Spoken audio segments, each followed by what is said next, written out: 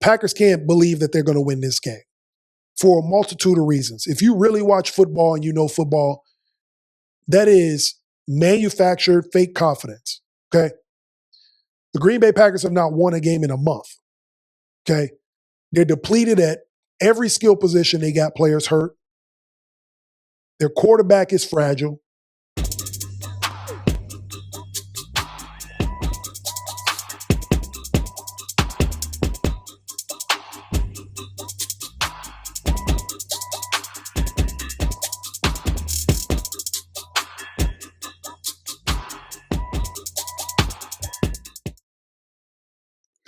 Yo, yo, yo. Welcome to the X-Factor Sportz Podcast, episode 112. We are on YouTube every Wednesday night, so be sure to like, share, subscribe. Follow the X-Factor Sportz Podcast anywhere on social media as well. And also, if you'd like to listen to podcasts, anywhere you can listen to audio, you can catch the X-Factor Sportz Podcast there. We got a great show for y'all tonight, so I appreciate y'all for tuning in. We're going to talk about the Baltimore Ravens and if Lamar Jackson got failed again by the organization. We're going to talk about college football playoff. Is the Big Ten taking over college football from the SEC? And then we're also going to talk about this weekend, of course. We got the wild card weekend in the NFL. So we got to talk about who's going to win these wild card games. I'm going to give you all the predictions for all the games and why I think they're going to win. All right. So before we dive into all that, we know we got to get into the layup lines, the quick news. So let's go ahead and tap into that. And we're going to start first with the Las Vegas Raiders. All right. I don't think I've ever started an episode talking about the Raiders, but very interesting things happening. Okay. We know the Raiders have the worst record in football in the regular season, so they earned the number one pick in the draft coming up in April. But there's a lot of interesting things happening with that. Number one, Pete Carroll got fired after his first season, which the organization has fired Antonio Pierce after 1 year and now Pete Carroll after 1 year. So that just reeks of disarray in an organization, right? You have Tom Brady there as one of the minority owners. You got the number one overall pick coming in the spring, and you don't have a coach. So what are they to do as an organization? All right. That's why this has made big news, because we're going to find out if Tom Brady can put on his not his GM hat, his executive hat. As a minority owner, I think he's going to make some big football decisions. Do you go to him to actually draft the player? Does the GM consult with him? This is why you brought Tom Brady in, right? For this situation, where you're trying to find a leader in the locker room. You're trying to find the next franchise quarterback, potentially. Maybe it's Fernando Mendoza. Maybe it's the kid from Oregon. Who knows? But this is the reason you bring in a Tom Brady, right? With his years of experience, his leadership, being a player's player. We're about to find out what he can do in an executive seat. So it'll be interesting to see what happens throughout the course of the playoffs leading up to draft day. If they trade the pick, I wonder what they will do with that. So I'm very interested in seeing what happens. This wasn't really even a big story after the Raiders lost or the Raiders got the number one pick.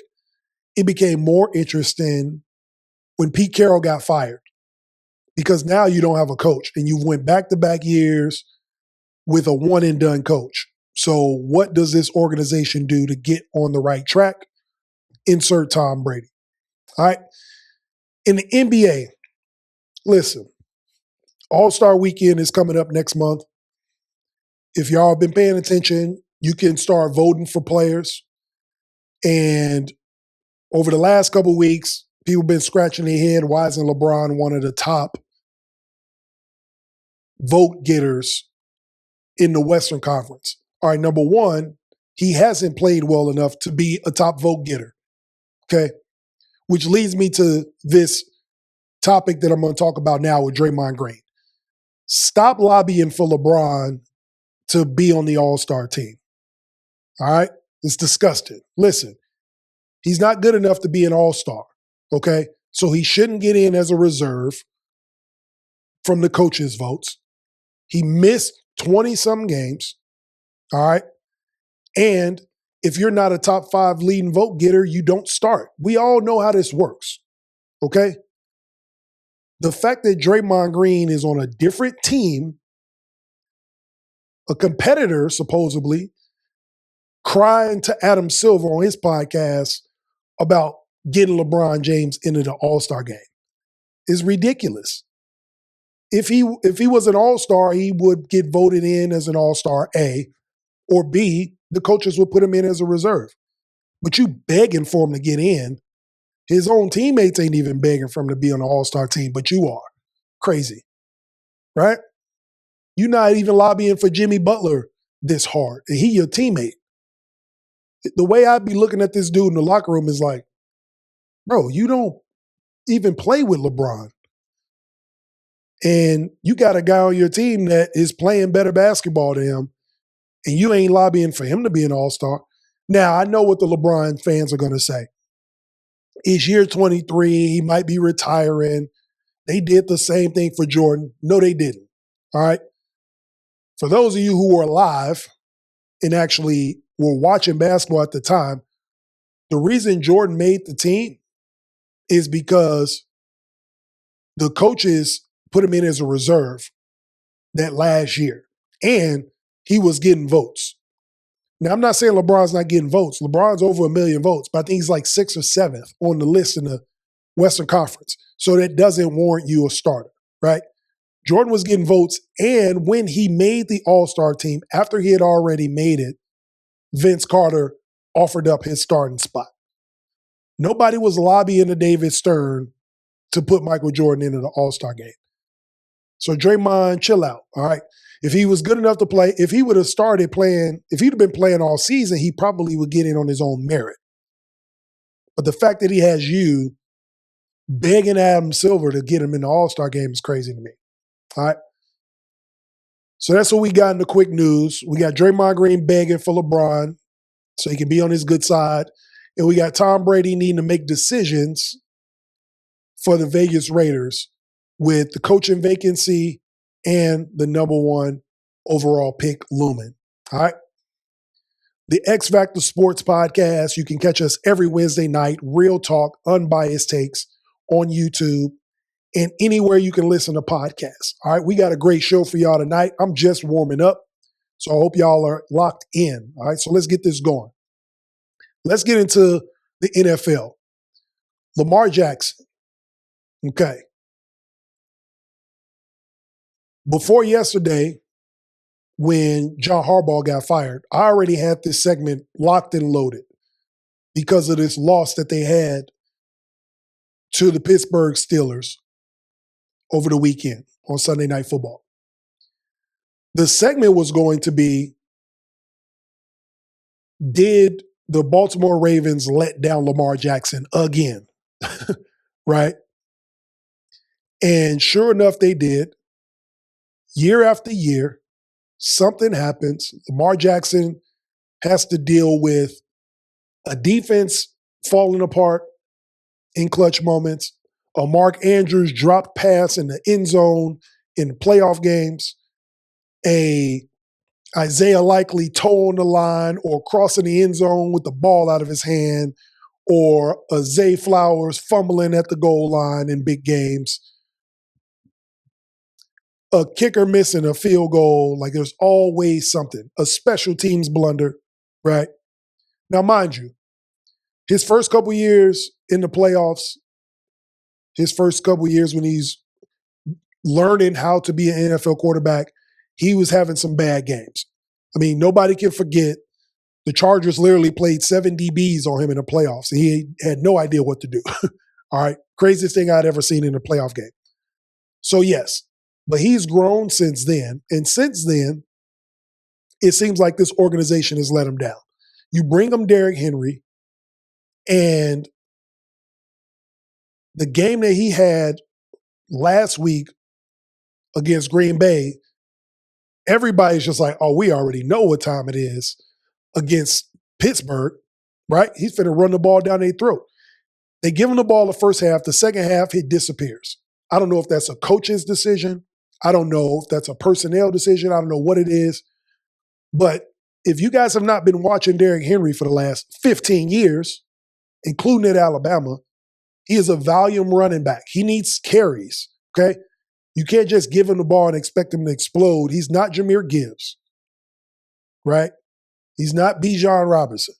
He is a volume running back, meaning you need to get him the ball 25 to 30 times a game, and that's how you punish teams. By the fourth quarter, nobody wants to tackle this dude.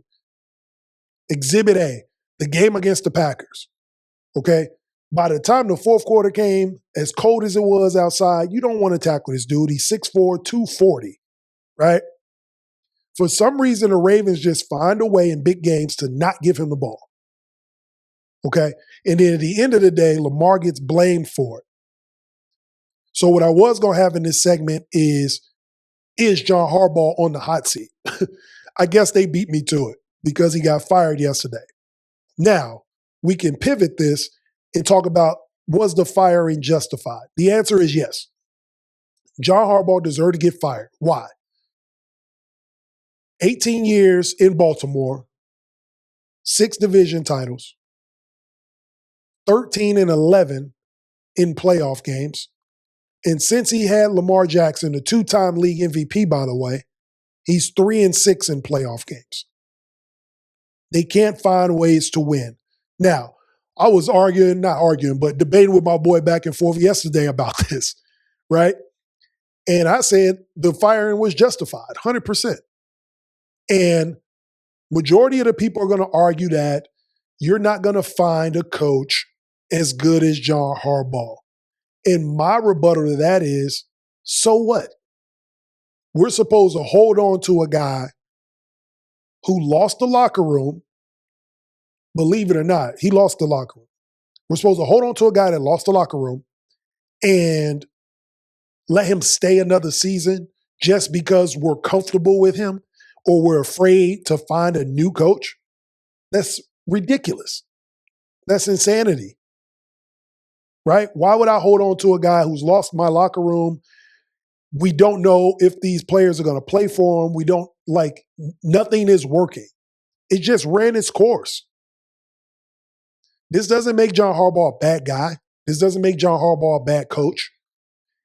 It's just his coaching style and what he's been doing in that locker room isn't working anymore, and it's run its course in Baltimore. He's still a good coach. His track record speaks for itself. He has a gang of wins. We know how this league works, right? So he'll have a job in a week. They say he had 14 calls in 45 minutes after the news broke that he got fired yesterday. So he'll be fine. But to say that Baltimore needs to keep him doesn't make sense. It's not working, okay? Now, this is what GMs get paid to do. You go find a coach that can work with this personnel and get them to a championship. This is a hard business, but that's the business they're in, right? I'm not going to keep a guy just because it feels good to have him there and he's familiar. If it ain't working, he got to go. He or she, whatever you want to look at, however you want to look at it, right? This is the same thing that was happening last year. If the roles were flipped, if Pittsburgh would have lost that game, right? If Pittsburgh would have lost that game, John Harbaugh or Mike Tomlin, we'd be having these same conversations with Mike Tomlin. He would be on a hot seat. If not, he'd be gone. Simply because he's been there for so long, that does not warrant another year of mediocrity, right? If you're in an organization that's trying to win, you can't have the same guy sitting there for years and years and years, wasting away a Derrick Henry and a Lamar Jackson in his prime, a Kyle Hamilton and a Roquan Smith on the defensive side in their prime. That doesn't make sense. So the Baltimore Ravens move on. Now, coaches. Who would be good coaching candidates for this job? All right. If we're talking offensively, we can go with Clint Kubiak from Seattle. We see what he's doing with Sam Darnold, how they built that offensive line. The run game is running good. Like all of that is built around if Clint Kubiak is the architect of that, that's a good offensive coaching candidate to look at, right? You get a running back like Derrick Henry. You build your staff. You get some offensive line coaches, kind of do what the Bears did, turn into a power running game, an opportunistic defense, and you got an elite quarterback. That's what the recipe is in this league, right? Your defense, you obviously want to win in the trenches. That's where championships are won. But if you want to get this thing turned around, they need to get healthy, fix the offensive line so you can run your bell cow, Derrick Henry, and keep your Hall of Fame MVP quarterback Lamar Jackson upright for 18 weeks. All right, so Clint Kubiak is an option. Another offensive guy, Cliff Kingsbury. Now, I know some people are going to say he was in Arizona and they didn't do anything, right? But the NFL is cyclical. They give people chances all the time. I saw Jason Garrett is up for an opportunity in Tennessee. Jason Garrett ain't coached in 8 years. So Cliff Kingsbury's still in the game as an offensive coordinator in Washington. He's right on the other side of the Beltway, so he's familiar with the area. What he did for Jaden Daniels last year was great. Broke a bunch of rookie records, right? But I think you strike while the iron's hot because I don't think Washington's going to be good. And honestly, I don't know if Jaden Daniels' body will be able to hold up for an extended period of time. So you did what you did with Jaden Daniels. And now if you can get to Baltimore and work with Lamar and Derrick Henry and Zay Flowers, as Cliff Kingsbury's looking to get a job, you don't have to move very far with your family, right? That wouldn't be a surprise to me either. So you got Cliff Kingsbury and you got Clint Kubiak, right?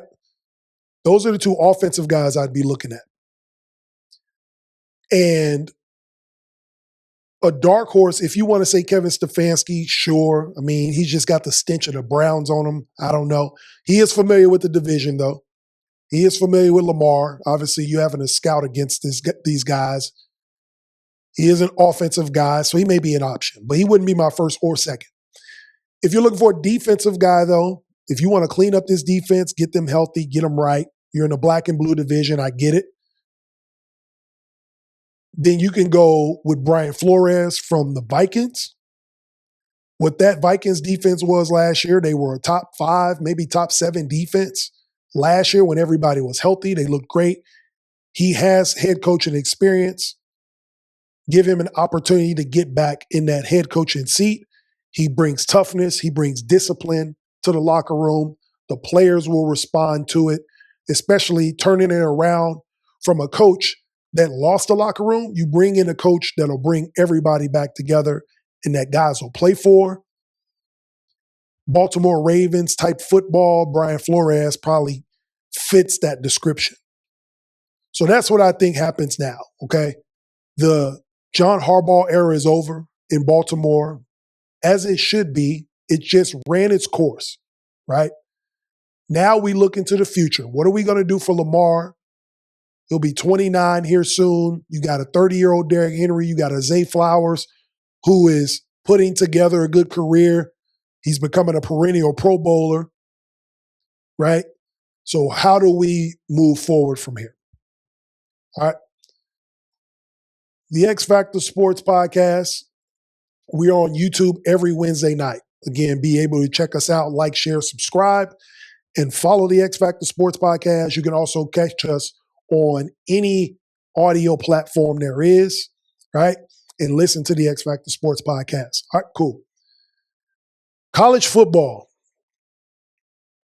This is interesting to me.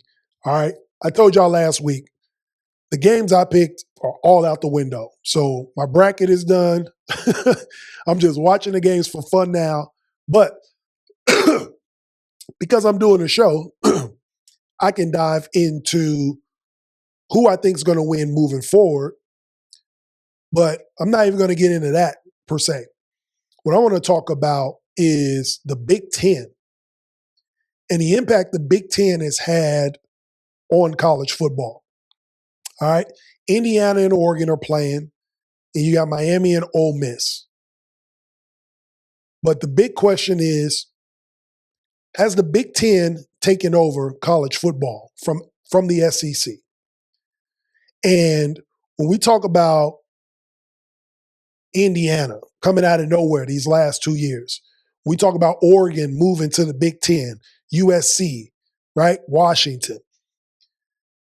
I think over these last few years, the last two national champions have been from the Big Ten. And if Indiana wins it again, that's 3 straight years of Big Ten national champs. And I know the SEC fans are getting nervous, but this is why I think the playing field is being leveled. The NIL, right? The transfer portal. Because these kids can leave and go anywhere, and now you can pay them, the Big Ten has the money to compete with any conference, especially in football. You got to think about the cities that are in the Big Ten versus the cities that are in the SEC. You got the Texas schools, cool. They get the oil, right? Besides that, you're not looking at a bunch of big revenue driving alumni bases, alumni hubs in the SEC, right? I know there's money down south, don't get me wrong. But comparatively to now Oregon, where you got Phil Knight money over there, USC, you got LA money, UCLA, right? You got Chicago with Big Ten money. You got Ohio State, one of the biggest financially stable colleges in the country. You got New York, New Jersey money with Rutgers. You got Penn State, you got Pennsylvania money. You see what I'm saying? So you got all of these different entities in all these different economic places in the U.S. where the Big Ten has stretched their arms out, that they're starting to get the players that they want. They're starting to get players to stay home. They're getting SEC talented players up north. And this gap has closed so fast that a lot of people are upset about it, all right?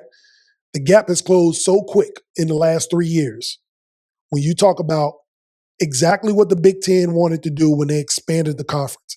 And that's why all these other conferences expanded, right? The SEC did the same thing. That's why they wanted Oklahoma and Texas, right? The money that they're going to generate. And when you bring a Austin, Texas school into your conference, that drives in hundreds of millions of dollars, right? So the Big Ten says, okay, we'll do one better. We're going to bring California into our conference. Specifically, we're going to bring LA into our conference. We're going to bring Oregon, the Northwest, into our conference, right? We already got Illinois sold up. We got the East Coast and the West Coast. That's what people are missing. The Big Ten is on both coasts, and they're in the Midwest. They're literally everywhere in the country except the South, and that's fine. The fact that you have both coasts and the Midwest tells you economically you're already ahead of the game. Now, when it comes to football, we see what Ohio State has done these last few years with Ryan Day. Now Cignetti comes in Indiana and disrupts everything. I love what he said after they beat Alabama last week. He said, why is this a big game for us? Because we're Indiana? I love it. As an Illinois guy, I'm starting to like Cignetti. But what it's doing for the Big Ten, I love that, right? And if you're a college football fan, and if you're somebody that's been watching SEC football for all these years and complaining about them dominating, it's looking like it's a new day. The way the Big Ten looks. If Cignetti can keep getting players and bringing them to Bloomington, Indiana, right? Got them playing in the college football playoff against fellow Big Ten opponent Oregon now. It's only going to get bigger and better for the Big Ten. I'm not saying the SEC's in trouble. I'm just saying now it's a 2-horse race. when you thought of college football, all you thought of was Alabama, LSU, Auburn, right? You thought of Florida, you thought of Georgia, you thought of SEC schools, and then they bring Texas, they bring the Red River rivalry over. So you're like, oh, damn, they got everybody.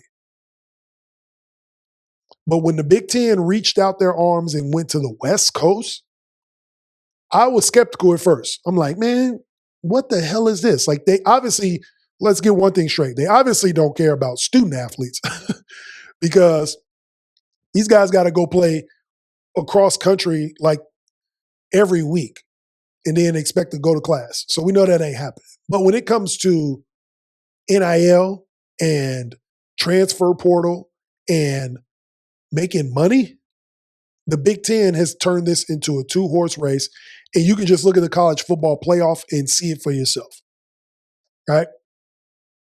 So with all that being said, starting tomorrow, or this weekend rather, we got Oregon and Indiana in the semifinal. I'm taking Indiana. I've doubted them for too long, all right? I've doubted these guys for too long. I feel like what they did to Alabama was so damn impressive to me that I think they can beat anybody. Honestly, I had Alabama beating them. I had Georgia beating everybody. And now that Georgia is out the way, I don't see a team standing in Indiana's way when it comes to getting to a college football playoff national championship or winning the national championship. So give me Indiana. It looks like no stage is too big for them. They're proving that. Not only are they beating teams, they're beating teams down. They already went to Eugene and beat Oregon. I know Oregon's going to be thinking rematch and revenge, but the way this team is playing right now, everybody said they were supposed to be rusty last week. Give me Indiana winning this game. And then on the other side, you can call these two teams Cinderella teams. Some people say Miami shouldn't even been in it, right? But they've proven that they belong, and now they're in the conference, and they're in the semifinal of the college football playoff. So Miami versus Ole Miss, again, another team. I had Ole Miss losing to Georgia. I thought that game they would especially need Lane Kiffin for, but they probably drew some inspiration from him not being there. Again, I took the money line. I was not going to bet any spreads on two SEC teams. You never know how those games can go. And sure enough, here we are with Ole Miss in the college football playoff semifinal. Now, this is a tough game to pick. For me, I have to go with Ole Miss to win this game. You have to feel like you can beat anybody after winning a game like that, right? Not that Miami can't beat them, not that Miami don't deserve to beat them, not that Michael Irvin ain't going to have his belt out ready to smack another jersey, because they beat a Goliath too in Ohio State. So this is going to be a great matchup. But if I have to choose one, I'm going to go with Ole Miss. I think they just have something special going. They almost are winning in spite of, and that's a great motivator. You know, I think they want to prove Lane Kiffin wrong for leaving, and what a great story that would be. So I'm going to go with that, and I'm going to have Ole Miss versus Indiana in the college football playoff national championship game. All right? Y'all comment below. Let me know what y'all think. Who will win the college football playoff national championship? Has the Big 12 or the Big 10 taken over college football? Turn it into a two-horse race instead of just SEC and everybody else? Be sure to comment below. Let me know what you think. All right? Again, you can always catch us on YouTube every Wednesday night. Be sure to like, share, and subscribe. We are over 7,000 subscribers. Appreciate y'all for tuning in. We're going to keep this thing going. We're trying to get to 10,000 followers, subscribers. You can always catch the reels, the shorts, everything throughout the week, behind the scenes, all the good things we do here at the X-Factor Sportz Podcast. Y'all just continue to follow and enjoy the ride, all right? Now, the NFL playoffs start this weekend. We're going to go through all the games for the wild card. I'm going to tell y'all who I got winning and why. So let's go ahead and get into that. Okay, let's break out the bracket. And we got some great games this weekend. So I'm going to dive into each and every one of these matchups. And the one I want to start with, I want to start in the NFC, the wild card games. All right. So we got the 5 versus the 4, the Rams going to the Panthers. Okay. I think the Rams win this game running away. I think this is the biggest spread. I think it's like 10.5. I don't know if they win by double digits, but I think they handle business.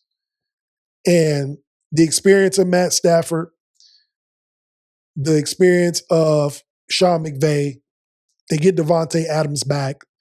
Like, you still got some Super Bowl winning players on this team.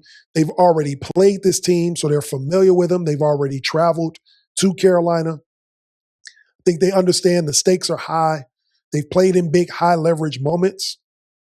So I'm going to go with the LA Rams beating the 8-9, the 8-9 Carolina Panthers. Okay. In the next matchup, 6-3 matchup, we got San Francisco going to Philly. I just think the 49ers are too banged up. They got to travel cross country. And Philly rested their guys. This will pay dividends. They sacrificed getting a 2 seed to rest their guys for this game. I think it pays off playing in Philly. I don't know if the weather is going to be that much of a factor or not. I haven't looked at it. But I'm going to go with Philly at home again. They can win close, physical football games.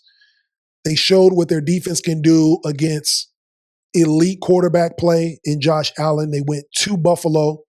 That was all I needed to see from them, to see that they were playoff ready. And I think getting a week's worth of rest, I think they come out ready to go. I think it benefits their offensive line. I think it benefits that defensive front. I think they're ready to go. So give me the Eagles winning the game at home. In the 7-2 matchup, the Chicago Bears and the Green Bay Packers. I know all y'all were waiting to hear me talk about this one.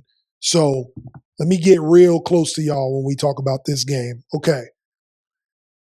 The Chicago Bears and the Packers.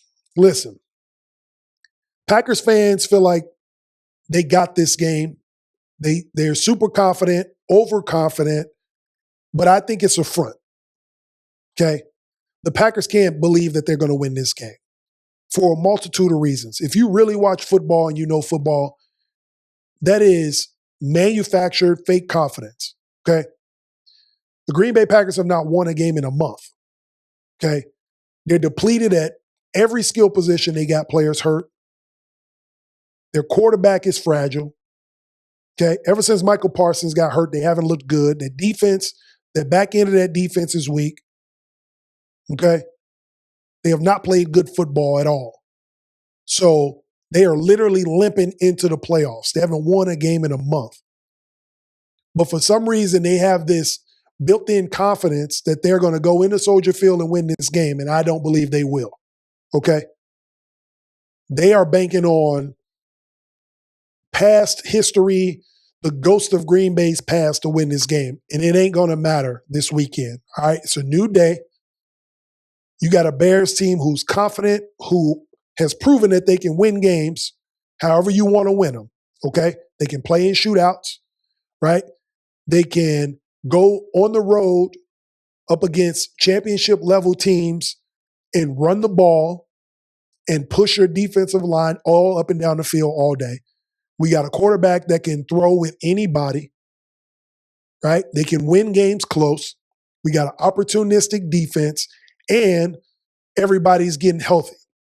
Roma Dunze will be back. Kyler Gordon will be back on the defensive side. We're getting offensive linemen back. So I think this Bears team is ready to show that there is a new era in the NFC North. And they're going to prove it this weekend on Saturday night. The Bears win at home against the Green Bay Packers. And it's not because it's going to be some type of fluke or something crazy is going to happen. The Chicago Bears are the better football team, period. And I think Packers fans are afraid that they got to see number 18 for the next decade in this division. And this is going to be the beginning of the end of the Green Bay Packer fans having jokes or talking about, remember, we own you guys. Like, all that stuff is over with. And it starts Saturday night. So give me the Bears beating the Green Bay Packers in the playoff game, in the wild card round. All right. We move over to the NFC or the AFC. We're going to talk about the number 5 Texans and the Pittsburgh Steelers. Now, I know I told y'all last week the Houston Texans should be the most feared team coming into the playoffs. But here's the crazy thing about the NFL, man, and the playoffs specifically. It's about matchups. And they got a bad matchup in this game. Now, if the Ravens would have won, I'd have had the Texans smacking them. But here's the thing about Mike Tomlin and the Pittsburgh Steelers. The reason this is a bad matchup is because of scheduling. All right? They scheduled this game on Monday night, and that's a bad thing for the Texans. If I was the Houston Texans, I'd have been pissed that they had us play on Monday night. You let Mike Tomlin and his team get rest. You let them get TJ Watt an extra day, right? They get more days to prep for you. And also, this is a crazy stat I looked up. On Monday Night Football, since Mike Tomlin has been the coach, at home, the Pittsburgh Steelers are 11-1 on Monday night, right? And people say, Jay, why is that so significant? It's significant because if you understand the type of coach Mike Tomlin is. Mike Tomlin is a motivator, right? He's not an X's and O's guy. He's a motivator. He has players that'll run through a brick wall for him, the players coach. Why is that important? If this was a early Saturday game, a quick turnaround game, I think that Pittsburgh would be in trouble. Because he's not an X's and O's guy, those are the types of coaches that can turn quickly and prepare their team and scheme things up and get their team ready to go. But because he's a motivator, you give him time to get his team healthy, riled up, motivated to win this game, to get bulletin board material. Everybody's saying they can't do it. Aaron Rodgers is 42 years old. They get DK Metcalf back, right? So he gets more time to practice. Like all of these, they're playing at home. So you got a dome team coming in Monday night, cold in Pittsburgh, playoff game. CJ Stroud's got to play against a quarterback, look across the field at a quarterback that you probably had on your wall when you were a kid, right? Terrible towels. So the elements of this playoff game makes me lean towards Pittsburgh. And I feel bad for Houston. Not saying that they can't win, but because of the scenario and the situation they've been put in, I got to take Pittsburgh winning this game. All right. The 6-3 matchup, Buffalo and Jacksonville. Now, Jacksonville's been playing great football all season long. They had an opportunity to get a 1 seed if things would have went the right way. And they've been underrated, honestly, all season long. The Buffalo Bills, though, with Josh Allen, he's probably on this side of the bracket, the quarterback I trust the most. Seen it all, done it all. With Mahomes, Lamar, Burrow out the way, you almost feel like it's his time to get to a Super Bowl. And going up against Trevor Lawrence, a rookie coach, right? Do they have an opportunity to win this game? Do they have a shot? I think that the run game of James Cook, I think the explosive offensive plays, I think Buffalo goes into Jacksonville. A team who's ahead of schedule, by the way. I hate that term because You play when you play, right? You can't worry about next year. I don't like the term ahead of schedule, but Jacksonville did surprise some teams, just like the Bears did on the other side. I think the Jags are a solid team, but this is my upset over the weekend, if you want to call it an upset. I'm taking the Buffalo Bills to beat Jacksonville in this first round matchup. And then the last game, Chargers at New England. I think this game is going to be very similar to the Rams-Panthers game. I don't think the Chargers stand a chance coming across country, going up against a well-oiled machine in New England, right? They're playing great football, disciplined. They have a plan every week. Everybody talks about their schedule, but it ain't like they squeaking by and beating teams. They beating the hell out of these teams. They're not playing down to their level of competition. And when the competition rises, they elevate as well. I think that Mike Vrabel will have these guys ready to play, and he'll just tell them, continue being you. And they're good enough to be themselves and beat the LA Chargers. They don't have to jump outside of their body. Just play the game they've been playing for the last 18 weeks, and they win this game. So I give it to the Patriots. All right. So that's the bracket broken down, wild card weekend. Next week, we're going to do the divisional round, and I'll make those picks and who I got advancing. But y'all let me know what y'all think. Who do you think is going to win this weekend? Place your bets, do whatever it is you got to do. Comment below. Let me know if I got it right or wrong, and we'll find out what the results are next week. All right. Again, the X-Factor Sportz Podcast is on YouTube every Wednesday night, so be sure to like, share, and subscribe. Follow the X-Factor Sportz Podcast. Before we get up out of here, we're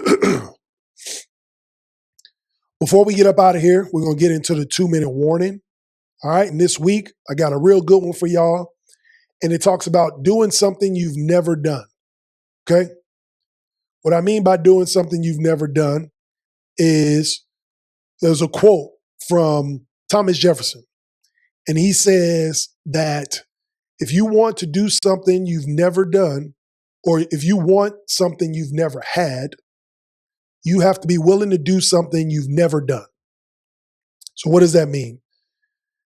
If you are trying to change your family's life, if you are trying to change your own life, right? If you're trying to do something extraordinary, you have to be willing to do something extraordinary if you're trying to change your life in a different way. That's what that means to me. Okay. If something is going on in life and you are striving to get better or striving to do it, doing the same things you've been doing is not going to work. You have to be willing to do something you've never done before. Work harder than you've ever done in your life to get to a place you've never been before. Okay. This is in sports and in life. All right. There's so many examples of this everywhere you look, right? If you listen to athletes talk and they talk about getting to the NFL, or getting to the NBA, or wherever it is they are, and they talk about the work it took to get there, they are doing things that normal people do not do. That's why they're not normal. Whether it's sacrificing parties, your diet, your lifestyle, going out and being with your friends to put extra work in. That's what it takes to separate yourself from normal people, is doing abnormal things. Okay? So think about that when you're trying to succeed or you're trying to hit goals or do something outside of the norm. Understand that you cannot be normal if you want to do abnormal things. All right? Appreciate y'all for tuning in tonight. The X-Factor Sportz Podcast. Again, you can always catch us on YouTube every Wednesday night. Like, share, and subscribe. If you like the gear, we got new gear coming. All right, I got to reach out to my man and get this order done. I was a little under the weather last week, so I'm going to get to him. But we have orders coming in. They're going to be T-shirts. We got 4 different colors, multiple sizes. Hit the QR code or shoot me a DM. Let me know your size, and we'll get you right. Okay? Again, thank y'all for tuning in to episode 110 of the X-Factor Sportz Podcast. Catch us every week on YouTube. Like, share, subscribe. Follow on social media. Let's get those numbers up. Let's get the YouTube numbers up. Next week, we'll be back, episode 113, diving into the NFL playoffs. For Jay Mondaine, the X-Factor Sportz Podcast, appreciate y'all for tuning in tonight. Peace.